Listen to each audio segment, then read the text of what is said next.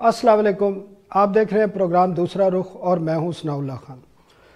नाज़रीन, पाकिस्तान के मसाइल में जहां सियासी अदम इस्तेकाम है वहाँ सबसे बड़ा मसला माशी अदम इस्तेकाम है, और इसी वजह से गुज़श्ता 20 साल के दौरान हम देखें तो बार बार हुकूमतें IMF प्रोग्राम की तरफ जाना पड़ा है, लेकिन उसके बावजूद हमारे मसाइल हल नहीं हो सके। अगर हम देखें तो जो सबसे बड़ा मसला है, हमारी एक्सपोर्ट नहीं बढ़ पा रही।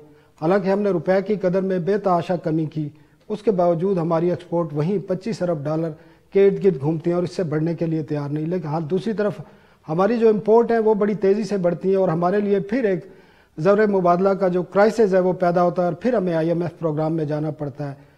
कारोबारी माहौल भी साजगार नहीं है। हालांकि तमाम हुकूमतें बार बार ये दावा करती रही हैं कि उनकी पहली तरजीह मुल्क में साजगार कारोबारी माहौल पैदा करना है, ताकि ना सिर्फ लोकल इन्वेस्टमेंट आए जबकि फॉरेन डायरेक्ट इन्वेस्टमेंट भी पाकिस्तान में आए, लेकिन कुछ नहीं हो पा रहा और तमाम चीज़ें उसी तरह मौजूद हैं और मसाइल बढ़ते जा रहे हैं।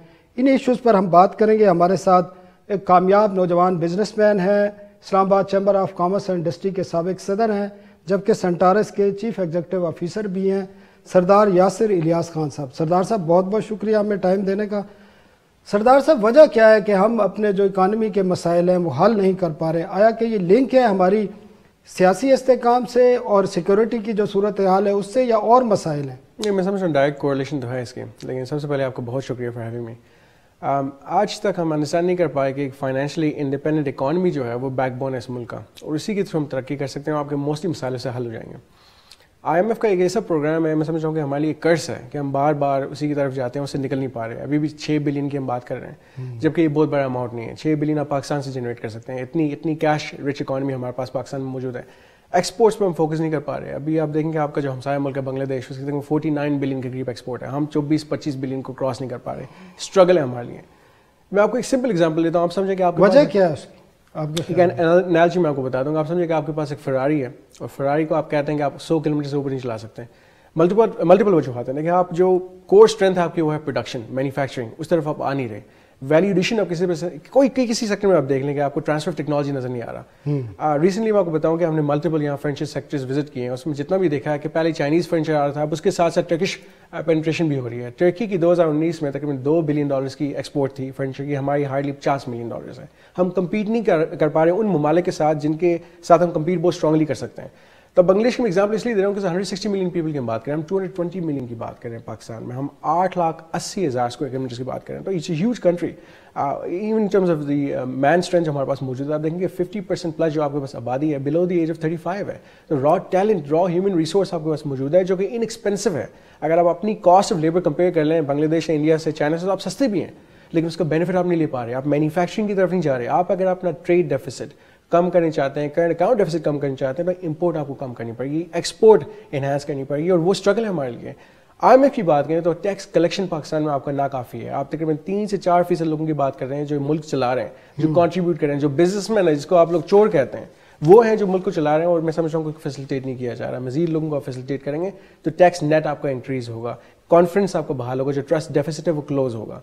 रुकावटें क्या है? आप अगर एक्सपोर्ट हमारी, क्योंकि एक तो आप बता रहे हैं बेस भी नहीं है, हमारी प्रोडक्शन बेस नहीं है, तो उसकी वजह क्या है? हम क्यों नहीं बढ़ा सके? जब डिमांड है इंटरनेशनल मार्केट में तो हम अपनी एक्सपोर्ट बेस को बढ़ा क्यों नहीं पा रहे? मैं आपको कुछ सेक्टर्स के एग्जांपल देता हूँ। एग्रीकल्चर आप ले लें, तकरीबन 100 बिलियन की हम एक्सपोर्ट कर सकते हैं, $100 बिलियन की हम सालाना एक्सपोर्ट कर सकते हैं। मैंगो अगर आप देख लें 30 से 35% मैंगो आपको ज़ाया हो जाता है, कोल्ड स्टोरेज आपके पास मौजूद नहीं है। उसके अलावा देखिए हम मार्केटिंग नहीं करते पाकिस्तान की। हम अगर ट्रेड फेयर्स में हिस्सा लेते हैं, मुझे नहीं पता कि पिछले 3 साल में कौन से ट्रेड फेयर्स में हमें बुलाया गया हो। ट्रेड फेयर्स में आप जाके एक्सक्लूसिवली पाकिस्तान के प्रोडक्ट दिखाएं, उनको सिरेमिक्स दिखाएं अपने, उनको आप सैनिटरी वेयर दिखाएं, उनको सर्जिकल इक्विपमेंट दिखाएं। आप अगर कोविड में वेंटिलेटर्स बना सकते हैं तो उनको दिखाएं कि आप वेंटिलेटर्स भी बना सकते हैं। ऑटोमोबाइल्स अगर यहाँ पे बन रही है तो कॉस्ट इफेक्टिव होंगे, मोबाइल्स अगर यहाँ पे बन रहे हैं तो क्या कुछ नहीं है। लेदर आप पाकिस्तान का देख लें, आप यहाँ पे राइस देख लें, टेक्सटाइल तो आपका है ही है, वो सब जानते हैं कि बेस्ट टेक्सटाइल है, लेकिन अनफॉर्चुनेटली उस लेवल बेस्ट टेक्सटाइल है। 16 से 18 बिलियन डॉलर से ज्यादा आपकी आज तक टेक्सटाइल की एक्सपोर्ट नहीं हुई। आपकी जो बांग्लादेश की आप बता रहे हैं, बांग्लादेश की 30 से 35 अरब डॉलर की सिर्फ टेक्सटाइल की एक्सपोर्ट है। इस तरफ हम आते हैं, तो हम किधर हैं? हमारे पास तो रॉ मटेरियल भी है। अब सूरत हाल ये होगी, हम कॉटन भी इंपोर्ट कर रहे हैं, आपके वीट भी इंपोर्ट हो रही है। तो अफसोस होता है ये देखते हुए कि जो पोटेंशियल है रकबे के लिहाज से بینگ ان ایگریکلچر لینڈ جو ہمارے پاس موجود ہے اس طرف ہم کام نہیں کر رہے اور کام کر سکتے ہیں, لیکن وہی والی بات ہے کہ ٹرانسفر آف ٹیکنالوجی اگر آئے گی آپ کے پاس تو آپ کمپیٹیو ہوں گے. پرائز کے لحاظ سے دیکھیں جو آپ کی ان پٹ ہے, جو آپ کی ٹیرف کاسٹ ہے, یوٹیلٹی کاسٹ ہے, وہ اس کو آپ کم کریں, آپ کمپیٹیو ہوں گے. لینڈنگ اگر آپ لوگوں کو فیسیلیٹیٹ کریں, انسینٹیوائز کریں, آپ لینڈنگ آپ دیکھیں انٹرسٹ ریٹ آپ کا کہاں جا چکا ہے. آپ کرنٹ دیکھیں گے آپ نے ڈیکریز کیا تھا 7% پہ لے کے آیا تھا, ابھی کاربر 1.5% انکریز کر کے اب نیٹ آپ کا تقریباً آلموسٹ 11% پڑ رہا ہے. دنیا میں اگر آپ یو ایس چل جائیں, انگلینڈ چل جائیں, تو آپ کو نیٹ شاید 3-4% پہ آپ کو ابھی انٹرسٹ ریٹ آفر ہوگا. تو کیا وہ اٹریکٹیو نہیں ہے؟ ایک بزنس مین کے لیے بہت میٹر کرتا ہے کیونکہ ہم ایک ایک پینی کاؤنٹ کرتے ہیں. تو اگر ہم کمپیٹیٹو نہیں ہو پائیں گے, بالکل آپ صحیح کہہ رہے ہیں. اگر ہم بجلی کا ریٹ دیکھیں, گیس کے ریٹ دیکھیں, آپ اپنی زمین کا ریٹ دیکھیں, آپ جو گورننس کے ایشو ہیں وہ دیکھیں, آپ جو نئی انڈسٹری لگانے کے حوالے سے آپ کو NOC لینے پڑتے ہیں, اور مختلف جو مافیاز ہیں وہ ہیں, ان سب کو کیسے ختم کیا جا سکتا ہے؟ اس کے لیے آپ بزنس مین کو آن بورڈ لیں. سب سے بڑی جو چیز ہے جو آپ کا پلس سمجھتا ہے اس ملک کی اکانومی کو, وہ آپ کو بزنس مین ہے, ان کی آواز سنیں.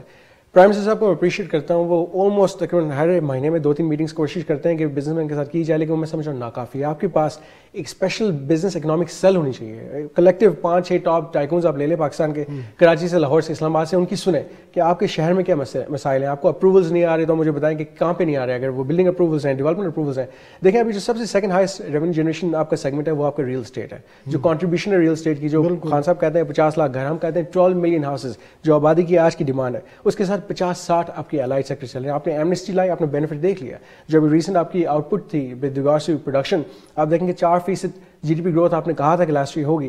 آپ نے بزنس کو الاؤ کیا فنکشن کرنے کے لیے, ہم کمپیٹیو ہوئے. تو ابھی جو اسٹاک مارکیٹ میں آپ نے دیکھا کہ آلموسٹ 250 بلین کے قریب جو ایگریگیٹ پروفٹس تھے وہ اسی سیکٹر سے جنریٹ ہوئے. آپ کے اس میں آٹو موبائل سیکٹر تھا, اس میں آپ کی ریئل اسٹیٹ تھی, اس میں آپ کے ساتھ بینکنگ تھی, اس میں آئل گیس کمپنیز تھی. تو یہ اسی طرح سے ہوا کہ آپ نے بزنس کو الاؤ کیا کہ پرفارم کر سکیں, آپ نے فری ہینڈ دیا.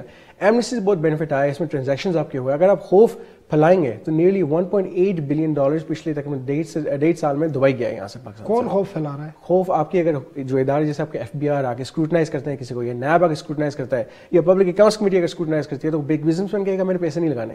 میں ایک پروپوزل یہ دوں گا گورنمنٹ آف پاکستان کو کہ جس طرح آپ نے ایمنسٹی کنسٹرکشن سیکٹر کے لیے لائی تھی, آپ انڈسٹری کے لیے لائیں. لوگ پیسے جہاں سے بھی لے کے آ رہے ہیں ان کو لانے دیں اور لگانے دیں. لیکن UAE سے اچھی ایگزامپل نہیں ہو سکتی. لوگوں کے پاس UAE سے پرانے کپڑے موجود ہیں. اگر ہسٹری وائز دیکھا جائے تو پچھلے 10-12 سال میں UAE بنا ہے پورا کا پورا.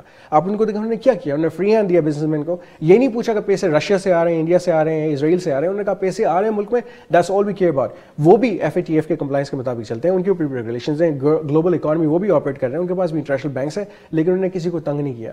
پیسہ جتنا گیا ہے دبئی, پورا کا پورا دبئی جو آپ کے ہے فورن پیسے سے بنا ہے, وہاں پہ سارا پیسہ ہم لوگوں کا لگا ہوا ہے, پاکستانی ہیں ہمارے اور ہمارے ملک کے لوگ ہیں. لیکن اب ایک سردار صاحب ایک وقفہ لیتے ہیں اور آپ سے یہ بات ضرور کریں گے کہ IMF پروگرام میں رہتے ہوئے پاکستان اس قسم کی ایمنسٹی اب کوئی کر سکتا ہے نہیں کر سکتا, کیونکہ اب تو سب باتیں ان کی ماننی پڑ رہی ہیں, اور IMF پروگرام کے تحت جو بل آیا اس پر بھی ہم بات کریں گے.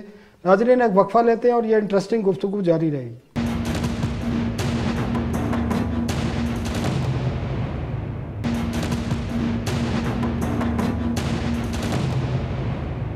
Welcome back. سردار صاحب, IMF پروگرام میں ہے پاکستان, اور کہا یہ جاتا ہے کہ IMF کی سخت ترین شرائط کے تحت پہلی دفعہ یہ ہوا ہے کہ اتنی سخت شرائط مانی گئی ہیں, اور حکومت نے سیاسی دباؤ ہوتے ہوئے نظر آ رہا ہے کہ پوری عوام ان سے ناراض ہے, اس کے باوجود سپلیمنٹری فائنانس بل منظور کیا ہے. آپ نے وہ بل بھی دیکھا ہوگا, اس کے کیا امپیکٹ آئیں گے؟ جو پہلے سے ہی ایک کاروباری ماحول ہمارا دباؤ کا شکار ہے, شرنک ہو رہا ہے, اور لوگوں کے لیے مسائل ہیں, جو فارن انویسٹر ہیں ان کے حوالے سے بھی ایشو ہیں, ڈومیسٹک جو انویسٹر ہیں ان کے حوالے سے بھی ایشو ہیں. تو آپ اس سپلیمنٹری فائنانس بل کو کیسے دیکھتے ہیں؟ لیکن میں سمجھتا ہوں کہ اوور آل پاکستان میں ان چیزوں کو کریکٹ کرنے کی بھی پوٹینشیل ہے. فائنانس بلنگ کے لیے ایک مجبوری بن گئی ہے IMF کو سیٹسفائی کرنے کے لیے, لیکن اگر آپ ہسٹوریکلی دیکھیں اس کا ایک دوسرا پہلو ہے. 2008 سے لے کے 2021 تک آپ ڈیویلیوشن دیکھیں روپے کی, 123 سے 177 پہ گیا, نیرلی 30-40% کا ہٹ ہے. اس لحاظ سے ہر چیز پاکستان کے لیے مہنگی ہو گئی. اگر آپ گلوبلی دیکھیں جو آپ کی کموڈیٹی پرائسز ہیں, ویٹ پرائسز ہیں, آئل پرائسز ہیں, امپورٹنگ کنٹری بھی ہے, ہم 90% چیزیں امپورٹ کرتے ہیں, نیچرلی اس کا امپیکٹ ہمارے اوپر آئے جس سے آپ کی انفلیشن رائز ہوئی ہے. تو ابھی جو ہمارے پاس یہ جو بل نے پیش کیا ہے اس کا ڈبل ہم پہ آپ سمجھیں کہ برڈن ہوگا. اس کی ریزن یہ کہ آلریڈی چیزیں مہنگی ہیں, مہنگائی آلریڈی ہے, انفلیشن آپ کی 11 سے 12% حکومت تو کہتی ہے کوئی فرق نہیں پڑے گا, یہ ڈاکومنٹیشن کے لیے آپ بزنس مین ہیں, ڈاکومنٹیشن ہوگی اس سے. اس سے دیکھیں ڈاکیومنٹیشن وہ کوشش تو کر رہے ہیں, اور وہ تبھی کوشش آپ کی جو سکسیسفل ہوگی اگر لوگ بائی پرسنل ول اگر اس سسٹم کے اندر آنے چاہیں. آپ فورسفلی کسی کو نہیں لا پائیں گے, آپ جتنی کوشش کر لیں وہ آپ کا اس لحاظ سے کبھی بھی اسپین انکریز نہیں ہوگا. فلائی کرے گا آپ کی پیسہ شارٹ ٹرم, یہ شارٹ ٹرم ہے. اگر لانگ ٹرم پلاننگ آپ کرنا چاہتے ہیں تو لوگوں کو ولنگلی اس سسٹم کے اندر لے کے آئیں, اس نظام کے اندر لے کے آئیں. جیسے میں ایک چیز آپ کو بتاؤں گا, جو ہم نے جی ایس ٹی پہ لگا دیا فارمولا ملک کے اوپر, ہم 17% جی ایس ٹی لگا رہے ہیں, 5 سے 10% ہم انکریز کر رہے ہیں. اسلام آباد میں سروسز پہ بھی آ گیا, ساری سروسز کے اوپر آپ لگا رہے ہیں. آپ چاہ رہے ہیں کہ لیپ ٹاپس پہ لگا لیں, موبائلس پہ. دیکھیں یہ شارٹ ٹرم فکس ہے to satisfy I M F, اور میں اگین کہتا ہوں کہ 6 بلین کا جو پروگرام ہے اس کو آپ لینے کی کوشش کر رہے ہیں, سیٹسفائی کر رہے ہیں.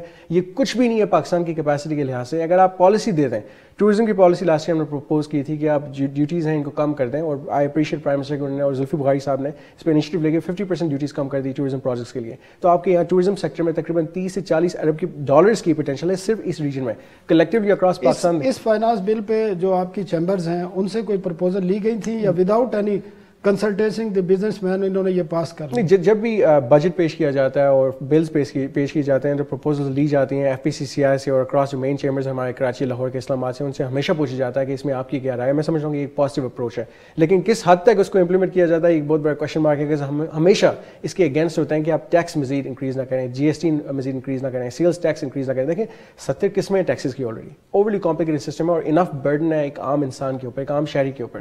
تو میں پرپوز یہ کروں گا کہ آپ فائلرز کو انکریز کریں, فائلرز کو بنائیں اس ملک کے اندر, ٹیکس نیٹ میں لوگوں کو لے کے آئیں, بجائے اس کے جو ایگزسٹنگ ٹیکس پیئر ہے اس کے اوپر مزید برڈن آپ لوگ ڈال رہے ہیں, اور یہ لانجیوٹی کی طرف نہیں جا سکتا. اتنے بڑے بزنس مین آپ فائلنگ خود کرتے ہیں؟ ایبسولوٹلی فائل نہیں کرتے. لیکن ہم جیسے لوگ بھی کنسلٹنٹس ہائر کرتے ہیں کہ یار گائیڈ تو کریں, اتنا کمپلیکیٹڈ سسٹم ہے. وی باک ماڈل ایک عام انسان سے پوچھ لیں گے, جہاں پاکستان میں اتنی بڑی بلیک اکانومی ہے جس کو گرے اکانومی آپ کہہ سکتے ہیں, اس کو بلیک تو نہیں کہہ سکتا, گرے اکانومی کہہ سکتے ہیں. وہاں ایسے لوگ ہیں جن کو اس سسٹم کا پتہ ہی نہیں ہے, اور میرے جیسا بندہ یا آپ جیسا بندہ جب بیٹھتا ہے کمپیوٹر پہ تو ہمیں بھی کنسلٹنٹ کی ضرورت ہوتی ہے. تو عام آدمی کس طرح فائلر بن سکتا ہے؟ اورینٹیشن ہم نے last year chamber of commerce کے پلیٹ فارم سے کہا تھا ان کو کہ اورینٹیشن دیں, اور ہم نے کہا تھا کہ فکس ٹیکس انٹروڈیوس کریں. فکس ٹیکس کے تھرو جو جتنا دینے چاہتا ہے اسے لیں. اگر بندہ 1000 روپے بھی دیتا ہے لیں تو صحیح, آپ کا ٹیکس جو ریونیو وہ انکریز ہوگا کسی بھی لحاظ سے. کہتے ہیں نا some thing is better than nothing, کچھ تو آپ کو ملے گا. میں بتاؤں ابھی بھی جو ہم کیلکولیٹ کر رہے ہیں, آپ لون لے بھی لیں, اس سال بھی ہم کیلکولیٹ کر رہے ہیں 3.4 ٹریلین روپیز فسکل ڈیفیسٹ. ایسے ہیوج سم.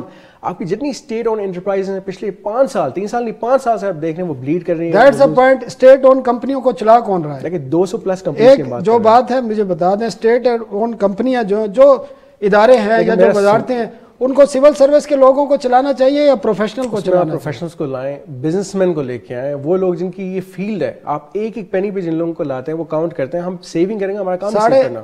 سردار صاحب 550 کے قریب پاکستان کے 500 ادارے ہیں جس کو آپ پبلک سیکٹر اینٹیٹی کہتے ہیں, کمپنیز ہیں اسٹیٹ اون کی, پبلک سیکٹر کی تمام تقریباً نقصان میں, اور 99% کو سول سروس کے لوگ چلا رہے ہیں. آپ بتائیں اس ملک کے اداروں کو تباہ کرنے کے ذمہ دار کون ہیں؟ دیکھیں میں ملٹیپل فورمز پہ ریکویسٹ کر چکا ہوں کہ آپ ایک بزنس مین اس کو سامنے لے کے آئیں. جتنے بھی ہمارے بورڈ ہیں, چاہے کے ڈی اے ہے, ایل ڈی اے ہے, سی ڈی اے ہے, چاہے آپ کے ایف بی آر ہے, چاہے منسٹری آف کامرس میں, اس میں آپ بزنس مین کو لے کے آئیں. سیریمونیل عہدے ان کو دے دیں, لیکن ایٹ لیسٹ ان کی انوالومنٹ لے کے آئیں. وہ ہمیشہ آپ کو صحیح رائے دیں گے. اس کی وجہ گورنمنٹس آتی ہیں ایک سرٹن ٹینیور کے لیے, ہم نہیں آتے سر, ہم فار ایور کے لیے آتے ہیں. کامرس منسٹری, سردار صاحب سوری آپ کی بات کر رہا ہوں, finance ministry, D M G افسر secretary, commerce ministry, industry ministry, economic affair, F B R کے چیئرمین زیادہ تر وہی رہے ہیں. آپ کے اداروں کے سربراہ دیکھ لیں وہی چلا رہے ہیں. کئی اداروں کے سربراہ ریٹائر جو ہماری فوج سے آتے ہیں وہ لگے ہوئے ہیں.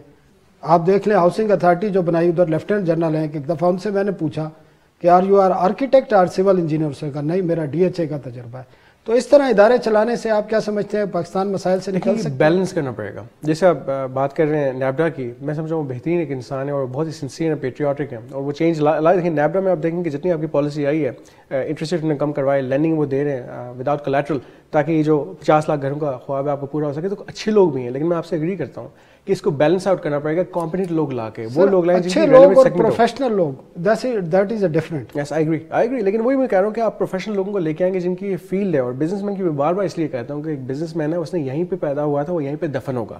اس نے اپنی جنریشنز کے لیے پلاننگ کرنی ہے, اس نے اپنے لانگ ٹرم کے لیے پلاننگ کرنی ہے. اس کو اس چیز سے غرض نہیں ہوتی کہ کون سی پارٹی بیٹھی ہوئی ہے, اس کے لیے نیشنل انٹرسٹ ہی سب کچھ ہے, اور ہم نیشنل انٹرسٹ کو لے کے چلتے ہیں, اس کے اوپر ہم کام کرتے ہیں. تو میں سمجھتا ہوں جتنی بھی ریلیونٹ انسٹیٹیوشنز میں ہماری سے ہونی چاہیے. میں آپ کو ایک اور ایگزامپل دیتا ہوں. ہم کامرس کی بات کر رہے تھے, ابھی کچھ مہینے پہلے SRO آیا تھا امپورٹ آف کنزیومر گڈس کے اوپر, جس پہ آپ کہہ رہے تھے کہ حلال لیبلنگ کروا رہے ہیں, حلال سرٹیفکیشن اس کے اوپر کروا رہے ہیں, اردو کی رائٹنگ کروا دیں. اس سے کیا فرق پڑے گا؟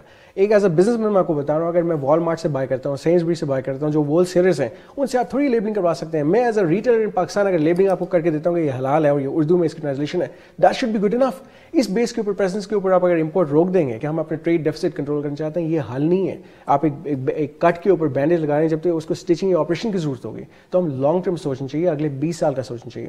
اور یہ شارٹ ٹرم فکس ہے اور یہ گورنمنٹ نے اپنی مجبوری بنا دی ہے. سر ہمارے پاس لاسٹ منٹ ہے, صرف 2 کوئی ایسے اقدامات بتا دیں جس سے ہمارے اکانومی کے جو مسائل ہیں, خاص کر جو ہمارے کرنسی کا ہمارا ایک ٹریپ پیدا ہوتا ہے ہر 3-4 سال بعد IMF کے پاس, 2 ایسے کیا اقدامات ہیں جن کو کرنے سے ہم اس سے نکل سکتے ہیں؟ امیڈیٹلی ٹرانسفر آف ٹیکنالوجی لے کے آئیں, مینوفیکچرنگ کو انہانس کریں. ہماری مینوفیکچرنگ ایٹ لیسٹ بنگلہ دیش سے زیادہ ہونی چاہیے. 49 بلین کراس کر کے آپ تک میں 60 بلین پہ لے کے جائیں. آئی ٹی کے اوپر فوکس کریں. آئی ٹی کی ایکسپورٹس آپ کی ویل اوور 10 بلین جا سکتی ہیں. آپ کا جو ہمسایہ ملک انڈیا 130 بلین کی وہ ایکسپورٹ کر رہا ہے آئی ٹی کے اوپر.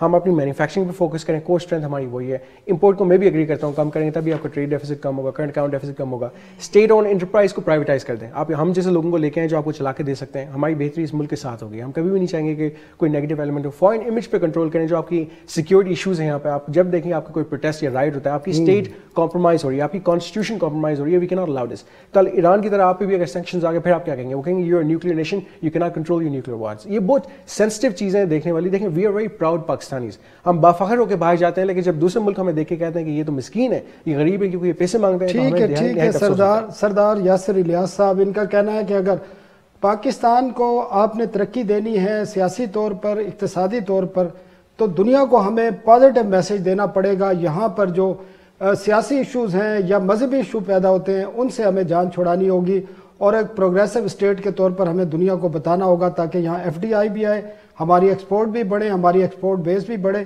اور ہمارے جو معاشی مسائل ہیں وہ بھی حل ہوں. ایک وقفہ لیتے ہیں, وقفے کے بعد ہم ایک اپنی ایکسکلوسیو سٹوری کی طرف جائیں گے.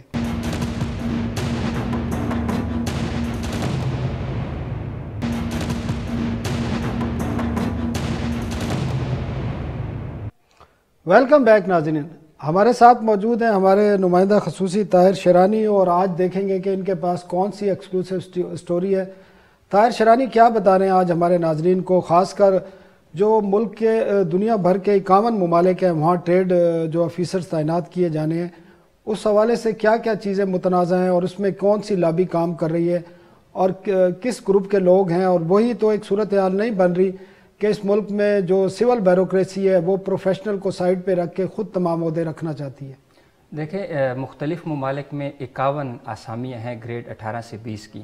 ٹریڈ افسران اپوائنٹ ہونے ہیں بیرون ملک, جس میں سے 16 جو کرنٹ کوارٹر ہے 2022 کا اس میں ہونے, اور مزید 35 جو اکتوبر سے دسمبر کا آخری کوارٹر ہے اس دوران اپوائنٹ ہونے ہیں. 3 سال کے اپوائنٹمنٹ خالی ہیں, کچھ خالی ہیں اور باقی خالی ہونی ہیں. تو اس میں جو خالی بھی ہیں وہاں پہ بھی ہیں, لیکن جب نے وہ چارج لیں گے تو اس کے بعد وہ خالی ہو جائیں گے. تو اس میں یہ ہے کہ وزیراعظم سے منسٹری آف کامرس نے ایک پالیسی گائیڈ لائن سلیکشن کی اور کرائٹیریا کی ایلیجیبلٹی اور ان ایلیجیبلٹی کی اپروول لی ہے. تو اس پالیسی کے تحت انہوں نے درخواستیں طلب کی ہیں. تو منسٹری آف کامرس میں ایک سلیکشن کمیٹی ہے جو انہوں نے ایک اسکروٹنی کمیٹی, تو انہوں نے شارٹ لسٹنگ کی ہے. اس میں سے درخواستیں ٹوٹل 51 سیٹوں 450 کے قریب درخواستیں موصول ہوئی. کون سے؟ اس میں سے 150 کے قریب جو درخواستیں وہ منسٹری آف کامرس نے ریجیکٹ کر دی ہیں, ان کو پروسیس سے آؤٹ کر دیا ہے. وہ جو کرائٹیریا وزیراعظم نے سے منظوری لی گئی ہے اس کے مختلف اپنے انداز سے تشریح کر کے اس کو نکالا گیا ہے. پرائیویٹ سیکٹر کے بھی لوگ ہیں جو 20% کوٹا ہے ان کا پاکستان ڈائسپورا, اور پرائیویٹ سیکٹر جو باقی ہے وہ پبلک سیکٹر کے لیے. تو اس میں جو کرائٹیریا ہے 51 سیٹوں میں 20% پرائیویٹ سیکٹر کا تقریباً 10 سے 11 سیٹیں 20% جو پرائیویٹ سیکٹر اور پاکستان ڈائسپورا ورسز پاکستان, اس کو کیونکہ موجودہ حکومت کے دور میں یہ شروع ہوا ہے کہ ان کو بھی ہم نے یہاں پہ دینا ہے. لیکن وہ ہوتا یہ ہے کہ اگر وہ نہیں آتے تو یہ بھی 20% in order of merit public sector اس کو فل کرے گا. 450 درخواستیں جو ہے 51 سیٹوں کے اگینسٹ وصول ہوئی. ہاں, اس میں سے 150 انہوں نے لوگوں کو امیدواروں کو آؤٹ کر دیا پروسیس سے, کرائٹیریا کی اپنی انٹرپریٹیشن کر کے. مثال کے طور پہ اس میں ایلیجیبل ہیں آل آکوپیشنل جو گروپس ہیں ان کے سول سروس, یعنی جو جنہوں نے CSS کیا ہوا ہے وہ ایلیجیبل ہیں, جو انہوں نے منسٹری آف فائنینس میں یا کامرس میں یا اس طرح جو اکنامک ریلیٹڈ منسٹریز اور ڈویژنز وہاں پہ کام کے وہ ایلیجیبل ہیں. لیکن جو اس میں کرائٹیریا ہے اس میں کہ گزشتہ 10 سال میں جس نے 3 سال کام کیا ہو فیڈرل گورنمنٹ لکھا ہوا ہے، اس کے باوجود آڈٹ اینڈ اکاؤنٹس کے لوگوں کو انہوں نے آؤٹ کر دیا. ماضی میں کس طرح لوگ جاتے تھے؟ ماضی میں بھی آڈٹ اکاؤنٹس کے لوگ وہاں پہ فارن پوسٹنگ کر کے آئے ہیں. اس مرتبہ اس لیے نکال دیا کہ کچھ لابیز کام کر رہی ہیں کہ کمپٹیشن کم ہو، تاکہ جو سیکٹری ہے وہ Pakistan administrative service D M G کا ہے، جو ایڈیشنل سیکٹریز ہیں وہ کسٹمز کے ہیں، اور باقی جو منسٹری آف کامرس کے لوگ ہیں. تو یہ ایک لوگ ہیں جو آپس میں لابی بنی ہوئی ہے، اور انہوں نے جو وزیر اعظم سے اپروول لی ہے اس کی بنیاد پر وہ یہ کہہ رہے ہیں کہ جو انٹرپریٹیشن انہوں نے کی ہے، مثال کے طور بڑی انٹرسٹنگ ہے، اس میں فیڈرل گورنمنٹ ان کامرس ڈویژن انہوں نے لکھا ہوا ہے ڈویژن کا نام، اور اس کے جو آرگنائزیشنز ہیں ایکسیپٹ انشورنس سیکٹر، کامرس کے جو ادارے تقریباً 18 ہیں اس میں سے 3 نکال کے انشورنس والے 15 کو ایلیجیبل قرار دیا ہوا ہے. پھر آگے فائنینس کے ساتھ نہیں لکھا ڈویژن یا منسٹری یا اس کے اٹیچ ڈپارٹمنٹ ہے یا نہیں ہے، اپنی تشریح پھر آگے کر رہی ہے. اس میں economic affairs, revenue planning, privatisation, یہاں تک زیادہ جو 150 لوگوں کو ریجیکٹ کیا گیا اس کی بنیادی وجہ کیا ہے؟ اس کی بنیادی وجہ یہ ہے کہ یہ کرائٹیریا میں فال نہیں کرے. مثال کے طور پہ فائنینس کے ساتھ لکھا ہوا نہیں ہے کہ فائنینس ڈویژن یا اس کے اٹیچ ڈپارٹمنٹ ہے یا نہیں ہے، تو آڈٹ اینڈ اکاؤنٹس کو انہوں نے نکال دیا اس بنیاد پر کہ آپ اس میں فال ہی نہیں کرے. آپ تو جی پی آر میں ہیں آگے پیچھے، تو فائنینس میں آپ فال نہیں کر رہے کیونکہ فائنینس کی تشریح خود کر رہے ہیں وہ. یہ تو پھر اسٹے میں لوگ کورٹ میں چلے جائیں گے. لوگوں نے عدالتوں سے رجوع کرنا شروع کر دیا ہے. آڈٹ اینڈ اکاؤنٹس کے جو آفیسرز ہیں وہ آکوپیشنل گروپس کے ہیں، مختلف میں وہ سرو بھی کرتے ہیں، لیکن انہوں نے اس بنیاد پر نکالا تاکہ کمپٹیشن کم ہو. جتنا کمپٹیشن کم ہوگا پھر وہ کامرس کے لوگ، ڈی ایم جی کے لوگ اور کسٹمز کے لوگ ان کو زیادہ فائدہ ہوگا اور وہ فارن پوسٹنگ لے سکتے ہیں. اس میں دیکھو یہ جو فارن پوسٹنگ یہ کرتے ہیں ٹریڈ آفیسرز، یہ اربوں روپے حکومت کے اس پر خرچ ہوتے ہیں تاکہ ایکسپورٹس بڑھیں. لوکریٹو پوسٹنگز ہیں. اب پوسٹنگ کی جان بن گئی، ایکسپورٹس پر کوئی ذکر نہیں ہے. ایکسپورٹ اصل میں کم ہو رہی ہے پاکستان. شیرانی صاحب میں یہی بات کرنا چاہ رہا تھا. آپ نے کہا کہ ماضی میں بھی یہ سول سروس کے لوگ اسی ٹریڈ اتاشی کے لیے جاتے تھے، آفیسرز پر جاتے تھے، لیکن اگر 20-25 سال کی ہماری ہسٹری دیکھیں تو پاکستان کی بدترین کارکردگی رہی ہے ایکسپورٹ کے حوالے سے. اور پاکستان کو بار بار آئی ایم ایف کے پاس جانے کی وجہ بھی یہی ہے کہ پاکستان کی ایکسپورٹ نہیں ہے، اور پاکستان کا جو ایک زر مبادلہ کا ٹریپ ہے وہ ہر 4-5 سال بعد ایک کھڑا ہو جاتا ہے، پھر آئی ایم ایف کے پاس جانا پڑتا ہے. اس کے باوجود یہ اتنی اسٹرانگ لابی ہے کہ آج بھی یہی لوگ جانے کے لیے تیار بیٹھے ہیں. تو اس بارے میں کوئی جب پالیسی بنائی گئی تھی یہ نہیں دیکھا گیا کہ یہی لوگ ہیں سول سروس کے جو بار بار جاتے ہیں اور کوئی کسی قسم کی کوئی بہتری نہیں آ رہی. ایک پیپلز پارٹی کا تھوڑا سا دور تھا جس میں $25 ارب تک ایکسپورٹ گئی تھی، اس کے باوجود صورتحال یہی ہے. تو اس بارے میں وزارت تجارت یا کوئی اور وزارت فائنانس ہے یا پرائم منسٹر آفس کچھ نہیں سوچتا کہ یہ پہلے ماضی میں کچھ نہیں کر سکے تو آپ کیا کریں گے؟ دیکھو جو افسران ہوتے ہیں وہ آپ کی بات بالکل صحیح ہے کہ جو ٹریڈ آفیسر اس لیے اپوائنٹ کیے جاتے ہیں، غریب ملک پاکستان اربوں روپے خرچ ہوتے ہیں تاکہ ایکسپورٹ بڑھے، انویسٹمنٹ آئے. اب انٹرسٹنگلی 2013-14 میں ہمارے جب ڈالر 98 پہ تھا تو ہماری ایکسپورٹ 25 ارب 13 کروڑ ڈالر کی تھی. ابھی جو سال کلوز ہوا ہے فسکل ایئر، اب ڈالر 156 پہ ہماری ایکسپورٹ 25 ارب 30 کروڑ ڈالر، یعنی وہاں پہ ہم کھڑے، اصل میں ہم کم ہوئے، ہماری ایکسپورٹ بڑی نہیں ہے. اس طرح انویسٹمنٹ جب موجودہ حکومت آئی تھی تو فورن ڈائریکٹ انویسٹمنٹ $2.7 بلین تھی. اب جو کلوز ہوا ہے سال اس میں $1.85 بلین ہے، یعنی ہماری فورن ڈائریکٹ انویسٹمنٹ بھی کم ہوئی ہے، ایکسپورٹ بھی کم ہوئی ہے، اربوں روپے بھی خرچ کر رہے ہیں، ایکسپورٹ بھی نہیں بڑھ رہی. اب پوسٹنگ کی جنگ بن گئی ہے، ایکسپورٹ کی جنگ نہیں ہے. یہاں پہ منسٹری آف کامرس میں لوگ ہیں، اسی طرح جو ان کا پاکستان ایڈمنسٹریٹو سروس کا جو commonly known D M G group کا سیکٹری ہوتا ہے، تو پھر اسی طرح کرتے ہیں کہ جس طرح مثال کے طور بڑی انٹرسٹنگ پروونشل لیول پہ ان کو آفیسرز ہیں وہ الاؤ نہیں ہیں کیونکہ آکوپیشنل گروپ کے لوگ ہیں، لیکن اس میں جو ریونیو اور بورڈز آف ریونیو میں کام کرنے والے وہ اس میں ایلیجیبل ہیں کیونکہ زیادہ تر وہاں پہ ڈی ایم جی کے لوگ کام کرتے پھر فیڈرل میں آتے ہیں تو وہ ایلیجیبل ہیں. ٹریڈ آفیسر نے جا کے وہاں پہ ٹیکس جمع کرنا ہے تو وہاں پہ ایکسپورٹ اور انویسٹمنٹ کے لیے کر رہے ہیں نا. ٹارگیٹ بھی ان کو کوئی دیے جاتے ہیں یا یہ بغیر ٹارگیٹ کے؟ بغیر کوئی، اگر ٹارگیٹ کے کام کرتے ہیں ان کو کوئی ٹارگیٹ نہیں دیا جاتا. ایک مانیٹرنگ ایویلویشن کمیٹی ہے لیکن وہ بھی برائے نام ہے، کچھ نہیں ہوتا، فارن پوسٹنگ ہو جاتی ہے. یہ 3 سال میں ایک آفیسر پر کروڑ روپے خرچ ہوتے ہیں اور وہ واپس آ جاتے ہیں. ایکسپورٹ ہماری بڑھتی نہیں ہے، وہاں پہ اپنی کیریئر پلاننگ وہ کر رہے ہوتے ہیں. اصل میں جو ہماری ایکسپورٹ، اس کے باوجود کہ پرائم منسٹر کو انہوں نے اب بنایا ہوا ہے، جو پرائم منسٹر سے انہوں نے اپروول لی ہے پالیسی کو، اس کا غلط استعمال کیا جا رہا ہے. انٹرپریٹیشن وہ خود کر رہے ہیں. اور اس کا بعد اب دیکھیں جو انٹرویو بورڈ ہے ये जब अब एक हफ्ते के लिए टेस्ट भी, इसका जो रिटर्न टेस्ट था वो पोस्टपोन्ड हो गया है। IBA ने रिटर्न टेस्ट लेना है, वो एक हफ्ते बाद होगा, आज होना था वो नहीं हो रहा, पोस्टपोन्ड हो गया, क्योंकि कुछ लोगों ने, अफसरान ने, मिनिस्ट्री ऑफ कॉमर्स को, जो मुतासर अफसरान हैं, उन्होंने अप्रोच किया है कि किस बुनियाद पर हमें निकाला गया है, तो हम अदालत से रजू कर रहे हैं, तो हमें बताया जाए। तो उस खौफ से उन्होंने एक हफ्ते के लिए पोस्टपोन्ड कर दिया। तो अब उसके बाद रिटर्न टेस्ट जब क्लियर होगा तो फिर इंटरव्यू बोर्ड होगा। इंटरव्यू बोर्ड में कौन होगा? एडवाइजर होगा कॉमर्स का, फिर ये 3-4 सेक्रेटरीज हैं, secretary establishment, secretary commerce, secretary board of investment, उन्होंने नहीं करनी है, उन्होंने फिर इंटरव्यूज करना है। इंटरव्यूज का आप क्राइटेरिया देखें, कोई एडवाइजर है जिसकी एक्सपोर्ट बढ़ी नहीं रही है, 3.25 साल से वो एडवाइजर हैं, और वो अब इंटरव्यू लोगे एक्सपोर्ट बढ़ाने के लिए। फिर सेक्रेटरी एस्टेब्लिशमेंट का कोई बैकग्राउंड नहीं है, वो एडमिनिस्ट्रेटिव साइड पे हैं। सेक्रेटरी कॉमर्स का भी ऐसा वो नहीं है, पहले उससे वो DMG का है। फॉरेन सर्विस का एक है सेक्रेटरी, उसका है थोड़ा एक्सपीरियंस इसमें, क्योंकि वो फॉरेन पोस्टिंग वगैरह और सारा कुछ करते हैं। तो ये फॉरेन पोस्टिंग मेरे ख्याल में जो ट्रेड अफसरान की है, ये वैसे हुकूमत अरबों रुपए इस पर खर्च करती है, ये नहीं होनी चाहिए। वैसे भी TDAP नुमाइशें हैं वो करवाती रहती हैं, फॉरेन सर्विस की जो हमारा मिशन है वो मौजूद है वहाँ पे, और इनके जरिए कोई एक्सपोर्ट नहीं बढ़ी है माजी में और न बढ़ रही है, न इन्वेस्टमेंट बढ़ी है।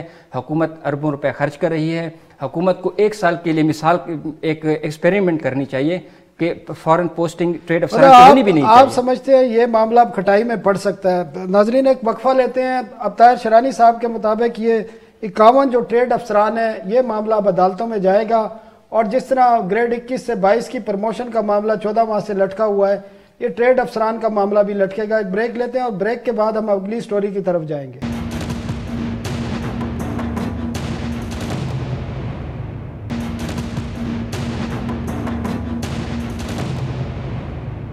Welcome back.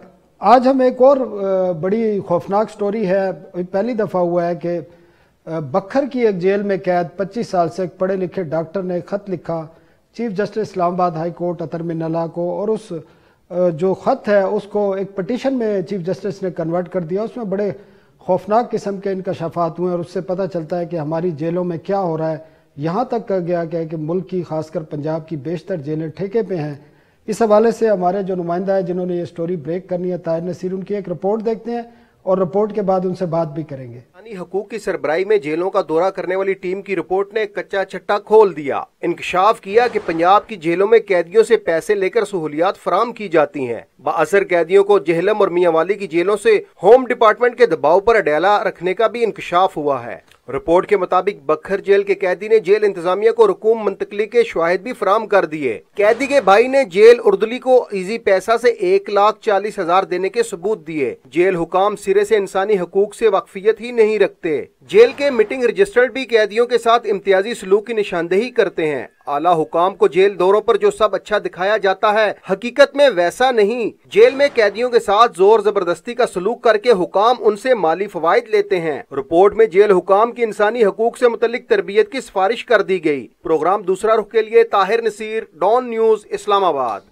जी नाजरीन, आपने रिपोर्ट देखी और हमारे साथ ताहिर नसीर भी मौजूद है, हमारे नुमाइंदा हैं, और ये हाई कोर्ट को भी देखते हैं और जेलों को भी देखते हैं। ताहिर नसीर, ये जो 3 पेज का डॉक्टर इरफान इकबाल का ख़त है इस्लामाबाद चीफ जस्टिस के नाम, इसमें जो बातें हैं ये तो हमारी जो एक हमारा माशरा है, जो हमारी मजमूई सूरत हाल है उसको तो ज़ाहिर करता है, लेकिन जेलों में जो कुछ होता है, ख़ासकर पंजाब की जेलों में, और बड़े बड़े दावे किए जाते हैं कि जेल रिफॉर्म्स की गई हैं और बड़ा सब कुछ अच्छा है, तो ये तो बिल्कुल एक नई दुनिया है और बड़ा इंकशाफ है कि तमाम जेलें ठेकों पे चल रही हैं और वहाँ पर जेल खाना जात के IG क्या करते हैं या जेलर क्या करते हैं या अंदर बाकी लोग क्या करते हैं। जिस तरह मुल्क भर में बड़ा बड़ा माफियाज बैठे हैं जो कंट्रोल कर रहे हैं हर सेक्टर को, और जेलों में भी अब इस किस्म की सूरत हाल है। और ये ख़त को इस्लामाबाद हाई कोर्ट ने किस अंदाज में देखा है, खासकर चीफ जस्टिस ने जो आजकल बड़ी फॉर्म में भी हैं? देखिए सनाउल्लाह साहब, ये पहले तो हम लोग सुनते थे कि जेलों में हद के इज़्ज़त या हतकमेज़ रवैया अपनाया जाता है कैदियों के साथ। एप्लीकेशंस पहले बहुत आती थी, लेकिन पहली दफ़ा ये हुआ है कि इस्लामाबाद हाई कोर्ट में डॉक्टर इरफान इकबाल हैं, बक्कर जेल में हैं, वो इस वक्त कैद 25 साल की उनको कैद की सज़ा सुनाई गई है। उन्होंने एक लेटर लिखा है इस्लामाबाद हाई कोर्ट के चीफ जस्टिस को, है हमारे पास, तो वो उसको रिट में तब्दील कर दिया गया। रिट नंबर है 4602/21। तो उसके ऊपर चीफ जस्टिस ने जब समाअत की तो इंसानी हकूक की जो वजीर हैं श्री मज़ारी, ان کو کہا کہ آپ ایک کمیشن بھیجیں اور جو الزامات عائد کیے گئے ہیں کرپشن کے حوالے سے، کیونکہ خط میں دیکھیں اس میں یہ بھی لکھا گیا ہے کہ پنجاب کی 42 جیلوں کو ٹھیکے پہ دیا گیا ہے، اور جو درخواست کس کو ٹھیکے پہ دیا ہوا ہے کہ جو آئی جی ہیں جیل خانہ جات مرزا شاہد سلیم بیگ، انہوں نے آگے جیلوں کو ٹھیکے میں دیا ہے۔ یہ جو درخواست گزار ہے اس درخواست میں الزام ہے، اس درخواست میں یہ الزام ہے، ٹھیک ہے، اور اس پہ یہ بھی ہے کہ درخواست میں اس نے یہ بھی جو ایویڈنس پرووائڈ کیے ہیں جو انسانی حقوق کی تنظیم ہے، جب وہ لوگ گئے وہاں پہ، کچھ انہوں نے ایک جو اہلکار ہے مدثر نامی، اس کو جو 1,40,000 روپے ٹرانسفر کیا گیا بینک کے ذریعے، ایزی پیسے کے ذریعے، وہ ثبوت دیے گئے، اور اس درخواست گزار نے اس جو کمیشن گیا تھا اس کو یہ کہا جی اگر آپ مجھے چیف جسٹس کے سامنے پیش کریں تو میں ویڈیو ایویڈنس پرووائڈ کروں گا کہ جیلوں کے اندر موبائل فون مہیا کیے جاتے ہیں، وائی فائی استعمال کرنے کی اجازت دی جاتی ہے۔ صرف اڈیالہ جیل کے اندر وہ کہتا ہے کہ اڈیالہ جیل جو جیل کے اندر ایک ورڈ یوز کیا جاتا ہے رشوت کا، سب اچھا ہے۔ اس نے یہ الزام عائد کیا ہے کہ اڈیالہ جیل سے صرف 5 کروڑ روپے کی ماہانہ منتھلی جاتی ہے اوپر تک، اور وہ بکھر میں بیٹھے اور اڈیالہ جیل کا ذکر کر رہے ہیں۔ وہ بیسیکلی پہلے اڈیالہ جیل میں تھے، اڈیالہ جیل سے ان کو ٹرانسفر کیا گیا۔ اگر میں بات کروں جب یہ پی ٹی آئی کی گورنمنٹ بنی تھی تو انہوں نے بہت زیادہ کہا تھا ہم جیلوں میں ریفارمز لے کے آئیں گے۔ وزیر جیل خانہ جات فیاض الحسن چوہان نے اڈیالہ جیل کا دورہ کیا، میڈیا کو بھی مدعو کیا گیا، اور وہاں پہ انہوں نے کہا جی ہم نے 11 منظم گینگ اس اڈیالہ جیل سے ٹرانسفر کیے۔ اس وقت جو سپرنٹینڈنٹ تھے چودھری اعجاز اصغر، ان کی مداخلت پر وہ گینگ تو ٹرانسفر ہوئے، لیکن کچھ دنوں بعد وہ چودھری اعجاز اصغر جو سپرنٹینڈنٹ تھے وہ بھی وہاں سے ٹرانسفر کر دیے گئے، اور اب وہی منظم گینگ جن کے اوپر الزام تھا وہ دوبارہ سے اڈیالہ جیل میں آ گئے۔ اور جو رپورٹ پیش کی گئی ہے اسلام آباد ہائی کورٹ میں، اس میں یہ کہا گیا ہے کہ پیسے لے کر قیدیوں کو سہولیات فراہم کی جاتی ہے، اور یہاں تک رپورٹ میں یہ بھی انکشاف کیا گیا ہے کہ جیل انتظامیہ کو کچھ معلوم نہیں ہے، انسانی حقوق سے وہ واقفیت ہی نہیں رکھتے، اور یہ سجیشن دی گئی ہے کہ انسانی حقوق سے متعلق جو جیل کی پولیس ہے ان کو تربیت دی جائے۔ اس کے علاوہ بہت سا اس رپورٹ میں بہت کٹا چٹا کھلا ہوا ہے، کیونکہ انہوں نے اس درخواست گزار سے بھی جا کے پوچھا تھا، اس درخواست گزار نے کچھ ثبوت بھی مہیا کیے ہیں، اس کے بھائی کو بلایا گیا تو اس کے بھائی نے ایویڈنس بھی پرووائڈ کیے ہیں، اور اس کے بعد جو رپورٹ پیش کی گئی ہے اس میں یہ کہا گیا کہ جو بھی اس درخواست گزار نے الزام لگائے تھے وہ سچ ثابت ہو رہے ہیں، اور جیل کے رجسٹرڈ کے اندر ایسی چیزیں لکھی جاتی ہیں لیکن انسانی حقوق نام کی کوئی جیل کے اندر چیز نہیں ہے۔ جو اسلام آباد ہائی کورٹ میں رپورٹ پیش ہوئی اس میں بہت کٹا چٹا کھلا، حتیٰ کہ جو اڈیالہ جیل کے اندر جو 2 گینگز ہیں، یعنی کہ ایک راجہ شاہد ہے وہ سزائے موت کا قیدی ہے۔ نام کسی کا دیکھیں، یہ اس نام اس میں خط میں منشن ہے جی بالکل جو آپ بتا رہے ہیں، جی ٹھیک ہے، خط میں مبینہ طور پر یہ نام بھی کچھ دیے ہیں ناظرین، جس میں بتایا گیا کہ اڈیالہ جیل میں بیٹھ کر یہ مختلف قسم کے جو اپنے انلیگل کاروبار ہیں اس کی سرپرستی کر کے وہیں سے وہ ٹیلی فون کے ذریعے اور دیگر ذرائع سے وہ اس کو چلاتے ہیں۔ تو ان الزامات پر کیا ہائی کورٹ کا کیا موقف تھا؟ انہی کی بنیاد پر یہ پٹیشن میں کنورٹ ہوئی؟ جی اسی بنیاد پہ اس جو خط تحریر کیا گیا تھا اس کو پٹیشن میں کنورٹ کیا گیا، رپورٹ پیش کی گئی ہے، اب فیب کی تاریخ مقرر کی گئی ہے، اور یہ سجیشن دی گئی ہے کہ جو جیل حکام ہیں ان کو انسانی حقوق کی تربیت دی جائے کہ وہاں پہ بہت زیادہ امتیازی سلوک کیا جاتا ہے، اور رپورٹ میں یہ بھی کہا گیا کہ کچھ سیاسی لوگ ان کی پشت پناہی ہے جیلرز کو، اور ان کے کہنے پہ قیدیوں کے ساتھ امتیازی سلوک روا رکھا جاتا ہے اور ان سے پیسے لیے جاتے ہیں۔ اب جو فیب کے دوسرے ویک میں اس کیس کی سماعت ہونی ہے اس پہ دیکھتے ہیں کہ چیف جسٹس اسلام آباد ہائی کورٹ کیا ڈائریکشن دیتے ہیں کہ جیل کے اندر کس طرح کی ریفارمز لائی جائیں، یا جو انسانی حقوق کی وزیر ہیں ان کے حوالے سے کیا سامنے آئے گا کہ کیا وہ واقعی جیل حکام کو انسانی حقوق کے متعلق کوئی تربیت ان کی کریں گے، کوئی اس طرح کی کلاسز ٹھیک ہے طاہر نصیر، ہمارے پاس وقت ختم ہو گیا۔ ناظرین آپ نے دیکھا کہ یہ قیدی کا ایک خط ہے 3 پیج کا جس کو چیف جسٹس نے پٹیشن میں کنورٹ کیا ہے، اور آئندہ ماہ اس کی سماعت ہوگی، اس میں مزید انکشافات بھی آئیں گے۔ انسانی حقوق کی جو وزارت ہے اس نے بھی اس پر اپنا کام کر کے دے دیا، اور اس خط میں جو الزامات لگائے گئے ہیں اس میں کافی شواہد سامنے آئے ہیں۔ آئندہ ہفتے تک کے لیے ہمیں اجازت دیجیے، اللہ حافظ۔